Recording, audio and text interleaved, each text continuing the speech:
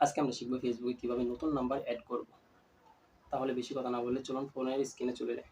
প্রথমে আমরা ফেসবুকে ঢুকবো এবং এখান থেকে আমরা থ্রি ডট আইকনে ট্যাপ দেব। তারপরে নিচে যাব, এখান থেকে আমরা সেটিং এবং প্রাইভেসি দেখতে পাচ্ছেন, এখানে ট্যাপ দেব। তারপর সেটিংয়ে যাব, এখান থেকে দেখতে পাচ্ছেন পার্সোনাল ডিটেলস, এখানে ট্যাপ দেব। তারপর নিচে যাব, এখানে দেখতে পাচ্ছেন পার্সোনাল ডিটেলস, আবার এখানে ট্যাপ দেব। তারপর দেখতে পাচ্ছেন এখানে কন্ট্রাক্ট ইনফো, এখানে ট্যাপ দেব।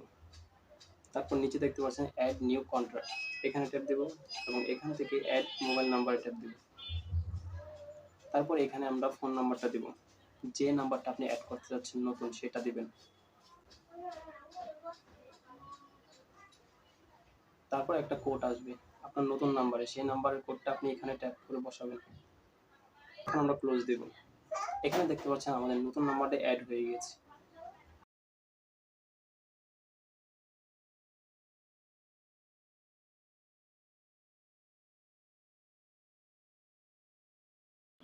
তো এভাবে আমরা নতুন নাম্বার অ্যাড করব।